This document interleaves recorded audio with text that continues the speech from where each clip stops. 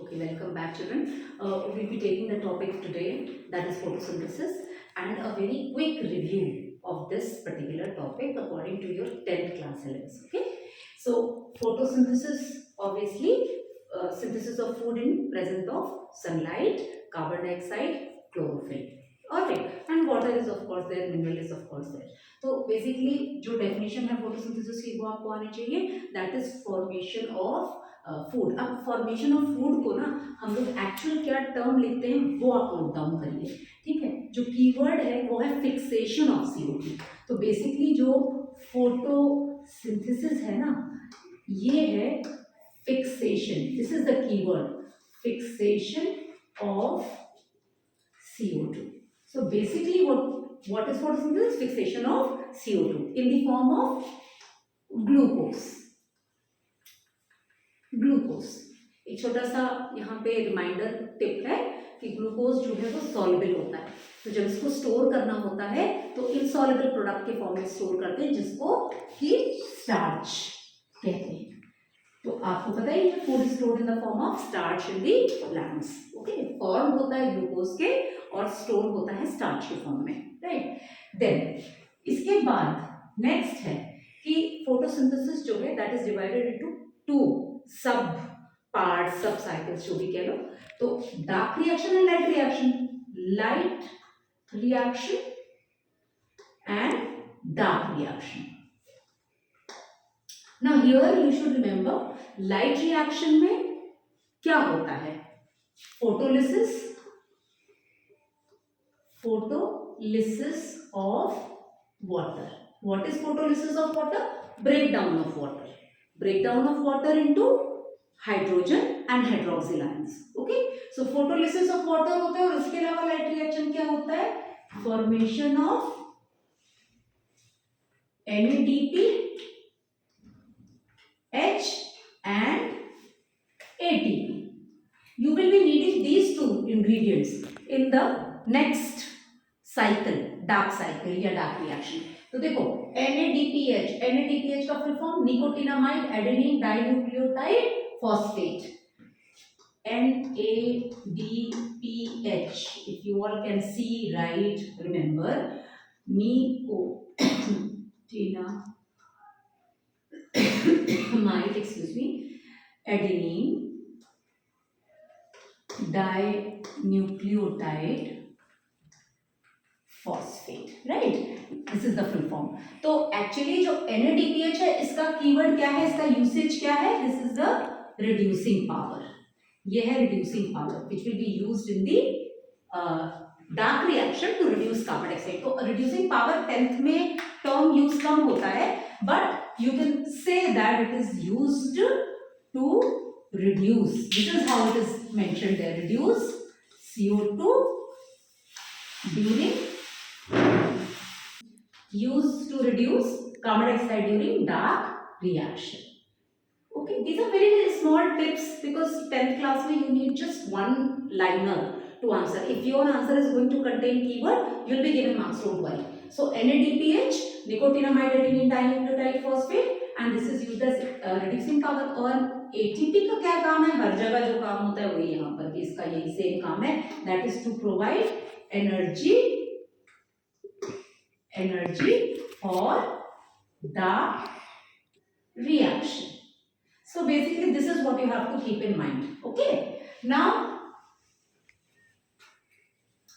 dark reaction. Dark reaction is actually for synthesis of CO2, synthesis of glucose by reducing CO2. So what you will say? It is by reduction of CO2. थोड़ा ध्यान रखने वाली बात है, थोड़ा ध्यान से इसको पढ़ेंगे स्टेप वाइज. देखो सबसे पहले हमको क्या चाहिए, देखो हम सोचे ग्लूकोज क्या होता है. ग्लूकोज में देखो CO2 plus H2O लिखते हो ना.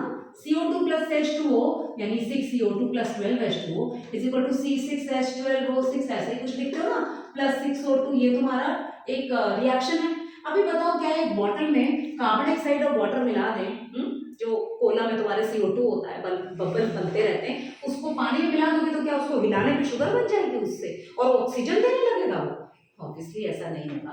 तो ये ऐसा होता है ना बेटा कि ये जो है ये सिंपल कंपाउंड्स हैं देख, और ये ऑर्गेनिक नहीं है, ये इनऑर्गेनिक कंपाउंड है और तुमको कन्वर्ट करना है इसको ऑर्गेनिक कंपाउंड में, तो ये काम इतनी आसानी से नहीं होता। इट्स अ कंप्लीट साइकिल, लंबी साइकिल चलती है। तो ऐसे तुमको लगेगा कि हम एक्चुअली CO2 में वाटर मिला रहे हैं, पर ऐसा नहीं होता कि जो रिएक्शन यहाँ देख रहे हो वो होता है। पहले डार्क रिएक्शन में सामान जमा करते हैं, माने NADPH लाएंगे, ATP लाएंगे, ठीक, एनर्जी देने वाला और हाइड्रोजन देने वाला, रिड्यूसिंग पावर।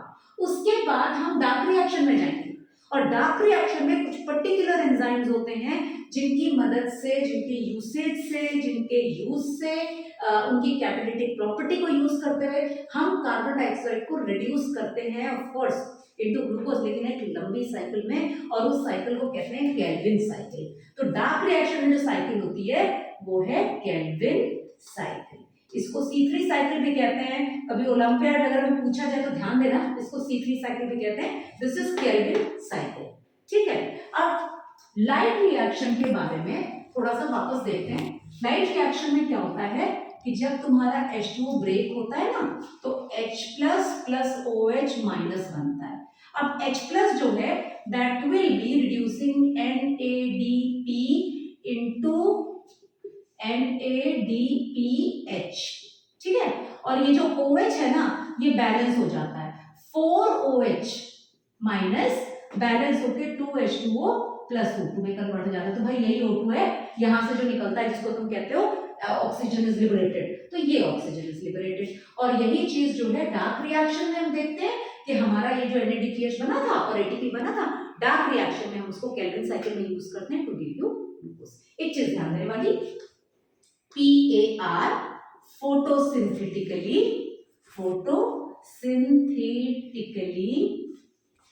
active radiation.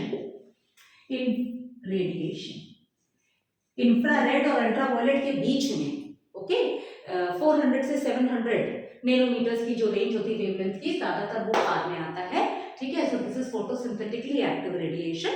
और हमें पता है कि सनलाइट का कितना परसेंट प्लांट्स को मिलता है, केवल 1 to 2% of power is used. ध्यान रखना, कंफ्यूज मत होना, ये 10% लॉस से कंफ्यूजन नहीं होनी चाहिए बिल्कुल भी। नेक्स्ट चैप्टर के ये 1 to 2% जो है, जो पावर का होता है, only that much is available, sunlight is available for the plants to fix, ठीक है। एक ये इंपॉर्टेंट इसमें पॉइंट है जो एग्जाम में आ सकता है। Opening and closing of stomata भी ऑब्वियसली इसी सन की साइकिल पे डिपेंड करता है। अब एक बात ध्यान रखना कि जो opening and closing of stomata है होता तो वो दिन में है, नॉर्मल प्लांट्स में दिन में स्टोमाटा ओपन हुए, रात में स्टोमाटा क्लोज हो गए। तुमसे कोई पूछे कि भाई स्टोमाटा ओपन हुए हैं तो पूरा स्टोमाटा ओपन होने पे सबसे ऑब्वियस चीज क्या हो रही है, मैक्सिमम CO2 अंदर जा रहा है। जितना स्टोमाटा ओपन होगा उतना ही CO2 अंदर जाएगा, ठीक है। So opening of stomata is required. यहाँ पे एक मजेदार बात बताती हूँ, टिप भी है और साथ में ऐसा हो रहा है ना, अब बोर्ड वाले भी ना क्वेश्चंस ढूंढ के दे रहे हैं आपको, तो थोड़ा कैम प्लांट्स के बारे में आपको पता होना चाहिए। कैम प्लांट्स मतलब क्रेजुलेशन एसिड मेटाबॉलिज्म शो करने वाले प्लांट्स। ये कौन से होते हैं प्लांट्स बच्चों, ये होते हैं ज़ेरोफिटिक प्लांट्स। ऐसे डेजर्ट एरिया में जाते हो तो कैसे प्लांट्स मिलते हैं, वो कांटे वाले कटीले टाइप के ना, कैक्टस। तो वो जो पंशिया वगैरह होते हैं ना, वो ज़ेरोफिटिक प्लांट्स है तुम्हारे।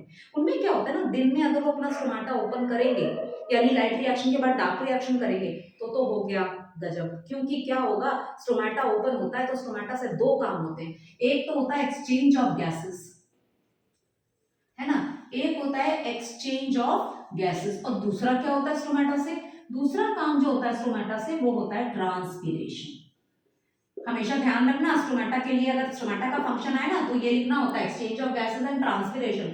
अभी ट्रांसपीरेशन शुरू हो जाएगा और वो भी ज़ेरोफिटिक प्लांट में एक एक पानी की बूंद मुश्किल से इकट्ठा करता है प्लांट तुम्हारा, और उसमें वंस इट इज ट्रांसपायरिंग, क्योंकि स्टोमाटा दिन में ओपन हो गया तो क्या होगा, जितना पानी है सब हो जाएगा, प्लांट मर जाएगा। तो हमें प्लांट को मारना नहीं है भाई। तो उसमें बड़ी मजेदार बात होती है कैम प्लांट्स में, ज़ेरोफिटिक प्लांट्स में, ठीक है। डेजर्ट प्लांट्स में सुबेरे के टाइम लाइट रिएक्शन होता है, लाइट रिएक्शन होकर के रुक गया, सारा कुछ बंद, उसको एसिड में कन्वर्ट कर लिया, और रात में आराम से स्टोमाटा ओपन होते हैं और फिर जो भी CO2 एक्सचेंज करना होता है, ऑक्सीजन और CO2 एक्सचेंज होता है, CO2 अंदर लिया जाता है, और जो डार्क रिएक्शन है वो रात में परफॉर्म होता है। बाकी सारे प्लांट्स में, नॉर्मल प्लांट्स में light reaction is followed by dark reaction, right? Now there will be more updates, I will post another video for that.